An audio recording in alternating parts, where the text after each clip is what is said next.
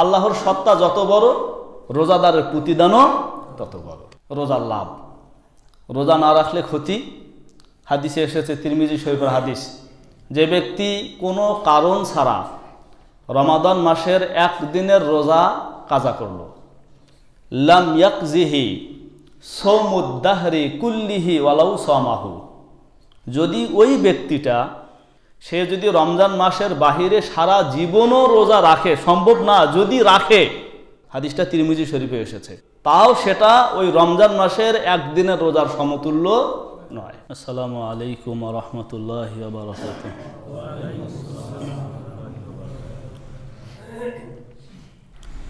আলহামদুলিল্লাহ আলহামদুলিল্লাহ নাহমাদুহু ওয়া নাস্তাঈনুহু ওয়া নাস্তাগফিরুহু ওয়া নু'মিনু বিহি ওয়া নাতাওয়াক্কালু আলাইহি ওয়া নাউযু বিল্লাহি মিন শুরুরি আনফুসিনা ওয়া মিন সাইয়্যাতি আ'মালিনা। মান ইয়াহদিহিল্লাহু ফালা মুদিল্লা লাহু ওয়া মান ইউদ্লিলহু ফালা হাদিয়া লাহু। وأشهد أن لا إله إلا الله وحده لا شريك له وأشهد أن محمدا عبده ورسوله الذي أرسله الله تعالى بالحق إلى الناس بشيرا ونذيرا وداعيا إلى الله بإذنه وسراجا منيرا. أما بعد فقد قال الله تعالى في كلامه المجيد وفرقانه الحميد: أعوذ بالله من الشيطان الرجيم. بسم الله الرحمن الرحيم. يا أيها الذين آمنوا كتب عليكم الصيام كما كتب على الذين من قبلكم لعلكم تتقون. صدق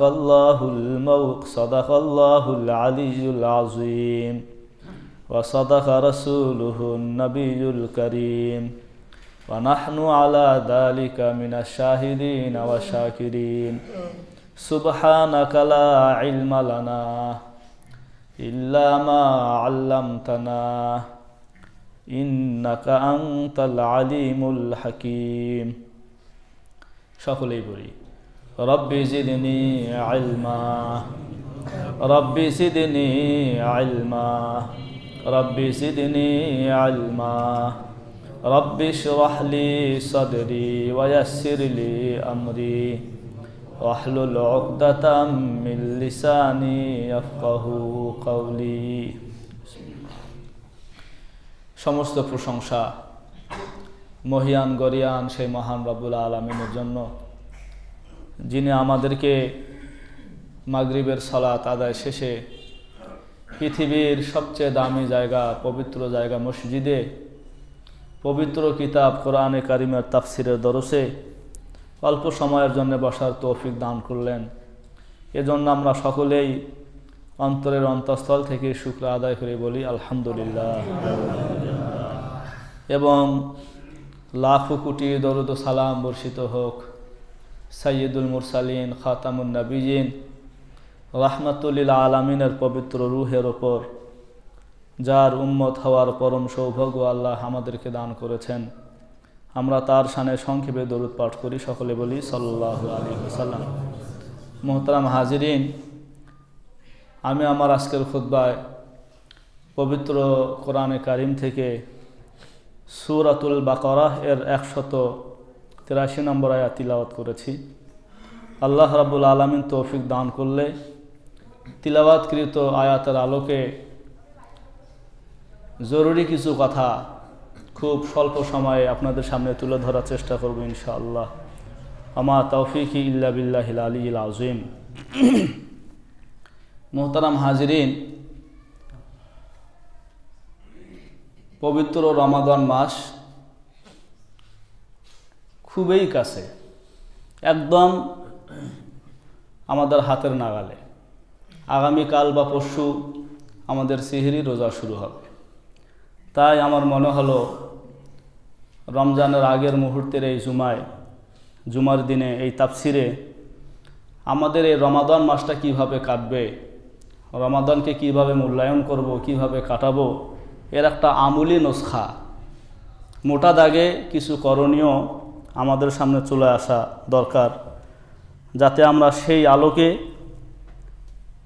সেইভাবে আমরা আমাদের রমাদান মাসের বারাকাত হাসিল করতে পারি এবং রমাদান মাসটাকে কাটাতে পারি।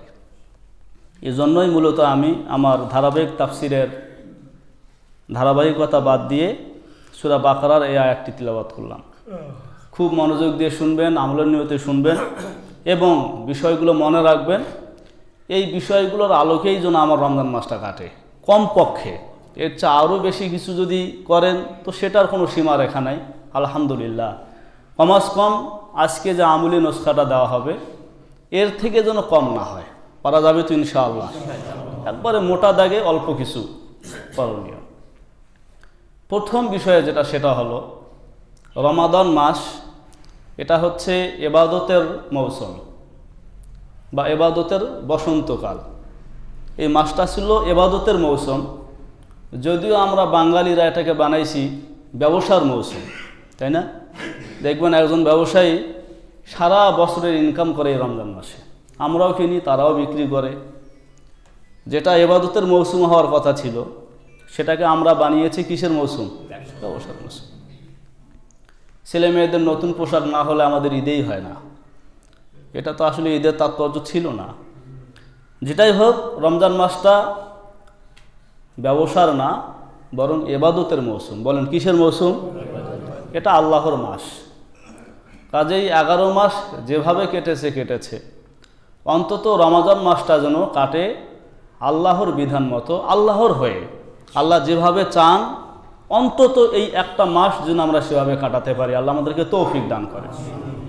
খুব সংক্ষেপে যদি বলি, রমজান মাসের তাৎপর্য হলো আমি এই রমজান মাসে এত বেশি ইবাদত করব, আল্লাহর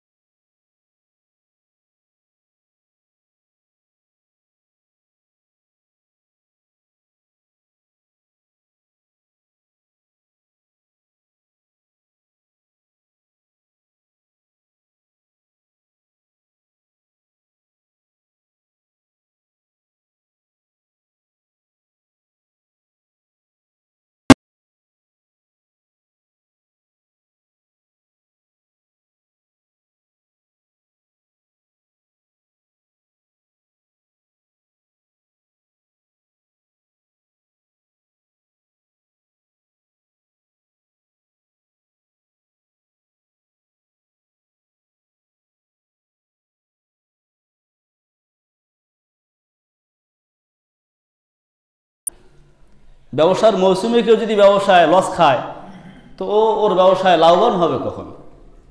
কথা বুঝে আসছে তো? তাহলে রমজানের তাৎপর্য হলো বিগত 11 মাসের ত্রুটি বিচ্যুতির ক্ষমা, আগামী 11 মাসের প্রস্তুতি।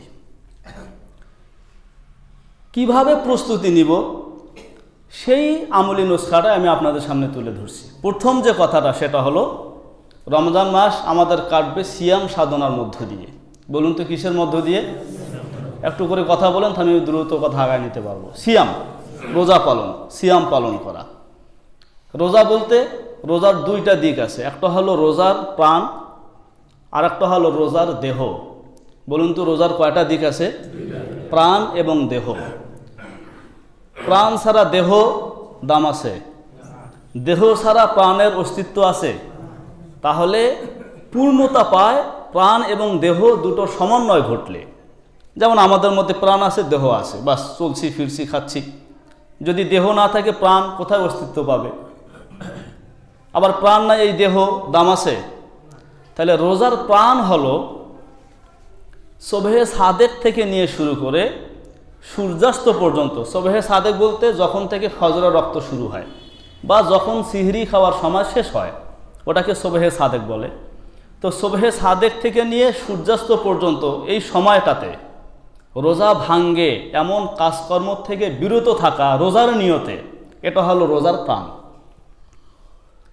রোজা অবস্থায় যাবতীয় গুনাহ পরিহার করা, এটা হলো রোজার দেহ। কথা ক্লিয়ার বুঝতেছেন ভাই?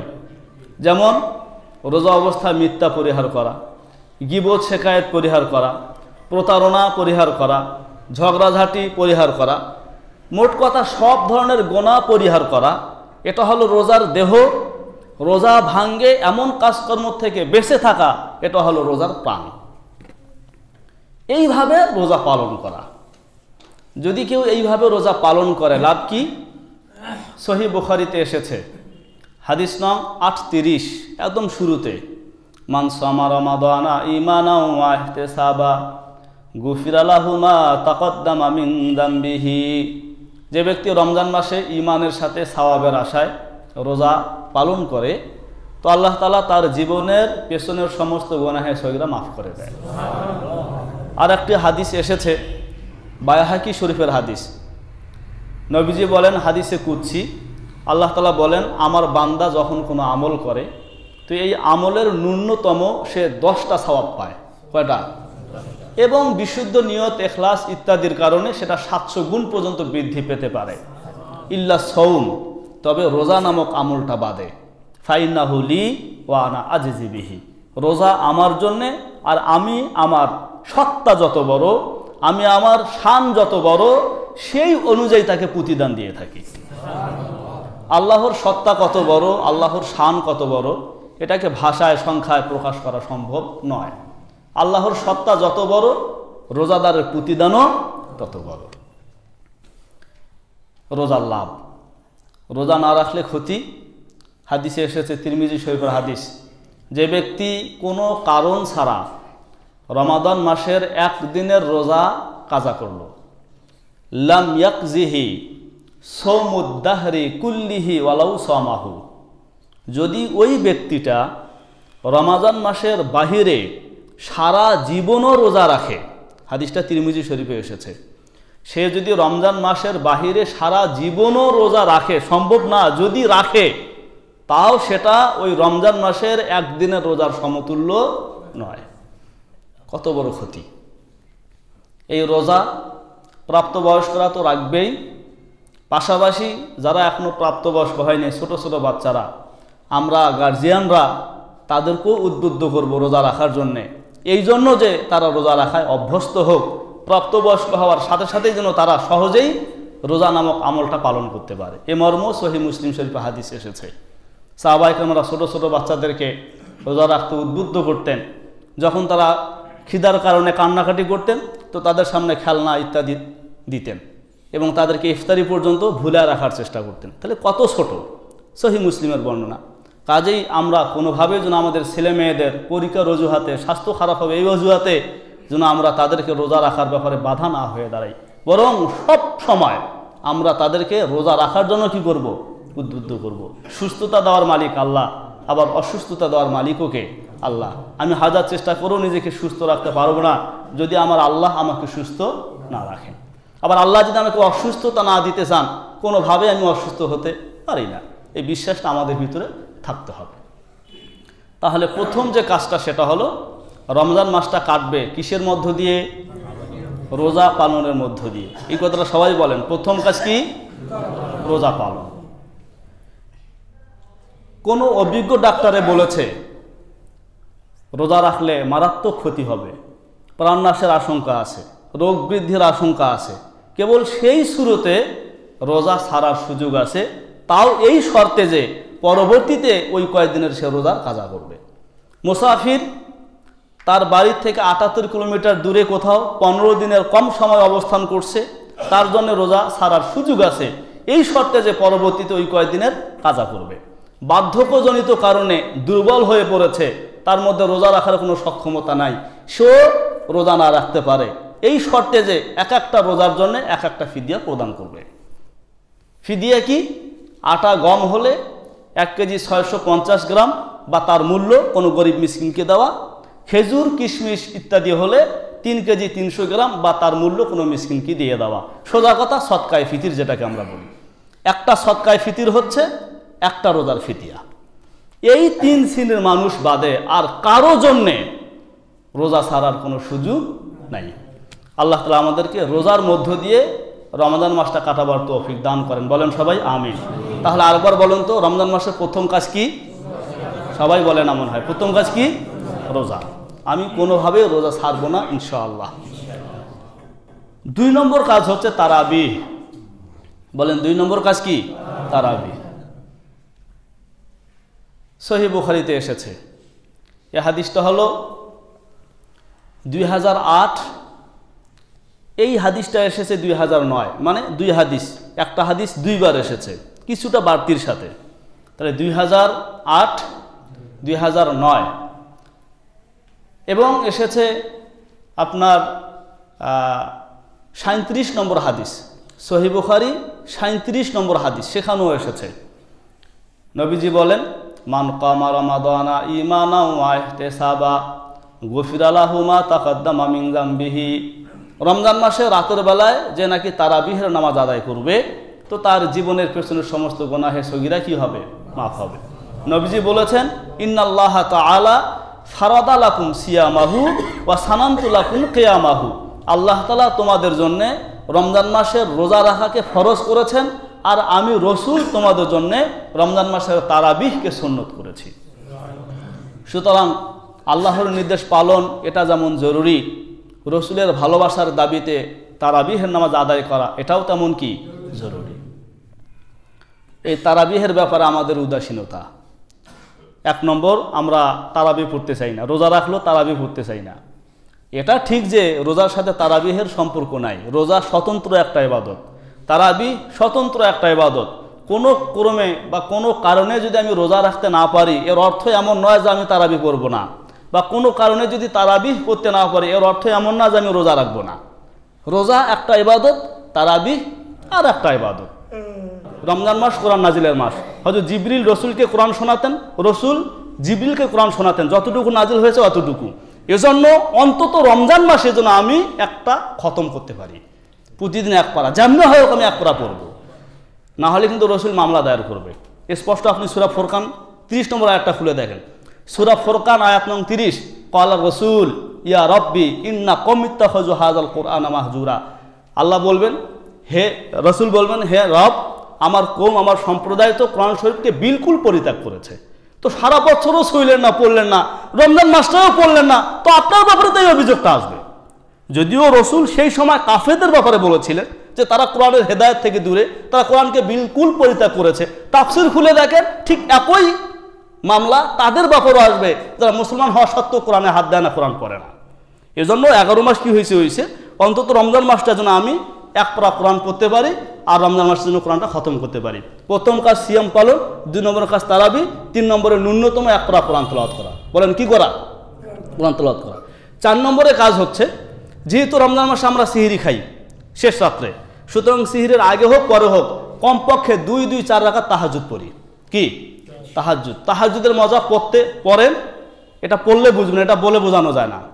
তাহলে বাকি 11 মাস যাই হোক না কেন, রমজান মাসটা যেন আমি তাহাজ্জুদ পড়তে পারি। বলেন 1 নম্বর কি? রোজা। 2 নম্বরে কি? তারাবি। 3 নম্বরে কি? কমপক্ষে 1 পারা কোরআন তিলাওয়াত। 4 নম্বরে কি? তাহাজ্জুদ। 5 নম্বর সর্বশেষ যেটা, আমরা যারা যেই কাজে আসি, যেই পেশায় আসি, সেই পেশায় থেকে, সেই জায়গা থেকে সর্বোচ্চ সহমর্মিতার পরিচয় দেওয়া। বলেন তো কিসের পরিচয় দেওয়া? আমি একজন ব্যবসায়ী, অন্তত রমজান মাস যেন ব্যবসায় সিন্ডিকেট না হয়, আমি যেন ভালো মালটা ন্যায্য মূল্যে দিতে পারি, রোজাদারের খেদমতের নিয়তে। বলেন কার খেদমতের নিয়তে? একটা বান্দা আল্লাহ রোজা রেখেছেন, আমি অন্তত যেন তার কি করতে পারি, একটু সেবায় এগিয়ে আসতে পারি।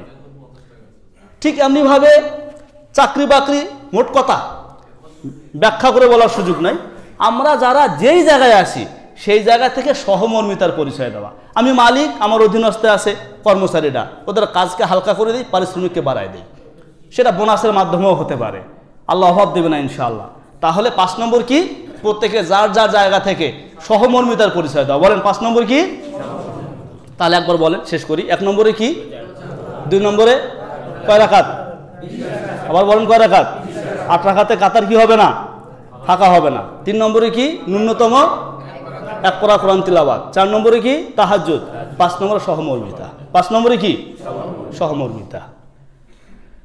এর পাশাপাশি 4টা কাজ, সময় দিলে 1 মিনিটে বলি। 4টা কাজ যেটা হাদিসে এসেছে, তিরমিজি শরীফের হাদিসে নবীজি বলেন রমজান মাসে তোমার 4টা কাজ বেশি বেশি করে করবা। কয়টা কাজ? 4টা কাজ। 2টা কাজ তো তোমাদেরকে করতে হবে তোমার রবকে খুশি করার জন্য, আর 2টা কাজ সেটা তোমরা না করে পার পাবা না, এটা তোমার জন্য দরকার। যে 2টা কাজ তুমি তোমার রবকে সন্তুষ্ট করার জন্য করবে, প্রথমটা হচ্ছে কালিমায়ে তয়্যিবা পড়া, লা ইলাহা ইল্লাল্লাহ, লা ইলাহা ইল্লাল্লাহ। বলেন সবাই, লা ইলাহা ইল্লাল্লাহ, লা ইলাহা ইল্লাল্লাহ। এই কালিমাটা বেশি বেশি পড়া, ইস্তেগফার করা। কাজে আমরা রমজান মাসে অন্তত একটা নামাজের ওয়াক্ত বেছে নিব, ওই নামাজ শেষে 100 বার লা ইলাহা ইল্লাল্লাহ পড়ব। চলতে ফিরতে তো পড়বই, বিশেষভাবে একটা সময় বেছে নিব, সেখানে আমি 100 বার লা ইলাহা ইল্লাল্লাহ পড়ব। পারা যাবে ইনশাল্লাহ? তাহলে একটা নামাজের পরে আমি 100 বার লা ইলাহা ইল্লাল্লাহ পড়ব, আর একটা নামাজের পরে 100 বার ইস্তেগফার পড়ব।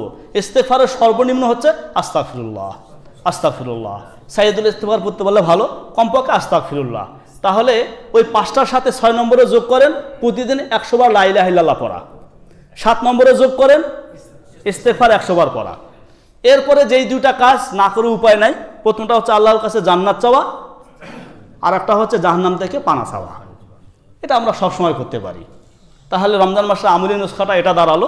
1 নম্বরে রোজা, বলেন 1 নম্বরে, 2 নম্বরে তারাবি, 3 নম্বরে কোরআন তিলাওয়াত, 4 নম্বরে তাহাজ্জুদ, 5 নম্বরে সহমর্মিতা, 6 নম্বরে লা ইলাহা ইল্লাল্লাহ কমপক্ষে 100 বার, 7 নম্বরে আস্তাগফিরুল্লাহ কমপক্ষে 100 বার, এরপরে 8 নম্বরে জান্নাত চাওয়া, 9 নম্বরে জাহান্নাম থেকে পানা চাওয়া। যা একটা পড়ছি শুধু অনুবাদ করে শেষ করে দিই। আল্লাহ তাআলা বলেন, ইয়া আইয়ুহাল্লাযীনা আমানু, হে ঈমানদারগণ, কুতিবা আলাইকুমুস সিয়াম, তোমাদের উপরে রোজাকে ফরজ করে দেওয়া হয়েছে। কামা কুতিবা আলাল্লাযীনা মিন ক্বাবলিকুম, যেমন ফরজ করে দেওয়া হয়েছিল তোমাদের পূর্ববর্তীদের ওপর, লাআল্লাকুম তাত্তাকুন, যাতে তোমরা তাকওয়া অর্জন করতে পারো। এই আয়াত থেকে আমরা মোটামুটি 3টা বিষয় বুঝতে পারি। কয়টা বিষয়? 1 নম্বর বিষয় হচ্ছে আমাদের জন্য রোজাকে আল্লাহ কি করেছেন, অতএব রোজা কি বিধান? ফরজ বিধান। বলেন রোজা কি বিধান? 1। 2 নম্বর আরও একটা বিষয় আয়াত থেকে জানতে পারলাম, রোজা শুধু আমার জন্যই নয়, আমাদের পূর্ববর্তীতে যারা ছিল তাদের জন্য ছিল। আদম থেকে শুরু হয়েছে রোজা। যদিও রোজার পদ্ধতি, সময়, মাস মিল হওয়া জরুরি না। কেউ 50টা রোজা রেখেছেন, কেউ চুপ থাকার মাধ্যমে রোজা পালন করেছেন, সেটা ভিন্ন কথা। পদ্ধতি ভিন্ন হতে পারে, সময় ভিন্ন হতে পারে, মাস ভিন্ন হতে পারে, কিন্তু রোজা ছিল। রোজা কি ছিল?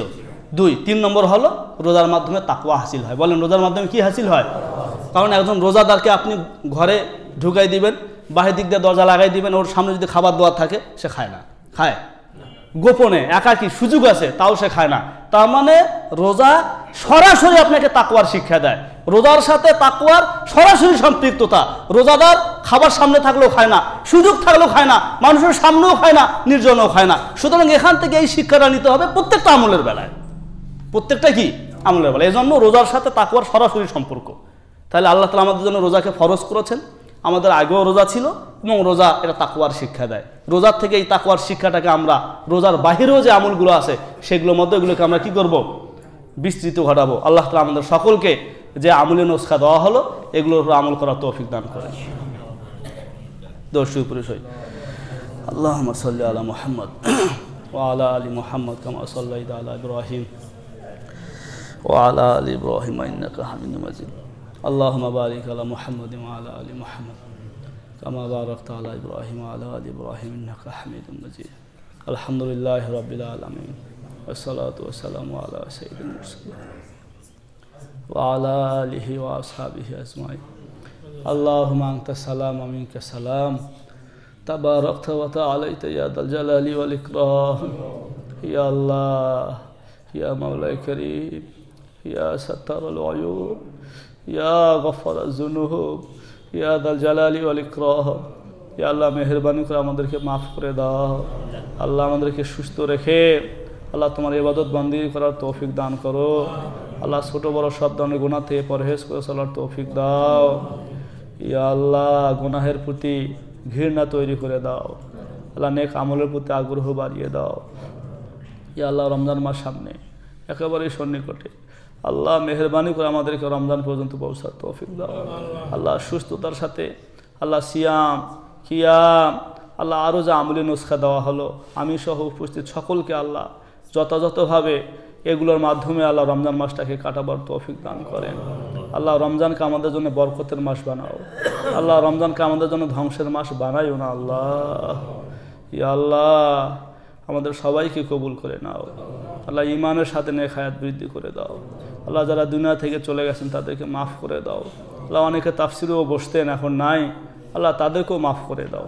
আল্লাহ ইমানের সাথে আল্লাহ কালিমার সাথে মওত নসিব করো। রব্বানা তাকাব্বাল মিন্না ইন্নাকা আনতাস সামিউল আলিম ওয়া তুব আলাইনা ইন্নাকা আনতাত তাওয়াবুর রহিম ওয়া সাল্লাল্লাহু তাআলা আলা খাইরি খালকিহি মুহাম্মদ ওয়া আলিহি ওয়া আসহাবিহি আজমাইন বিরহমাতিকা ইয়া আরহামার রাহিম। আসসালামু আলাইকুম।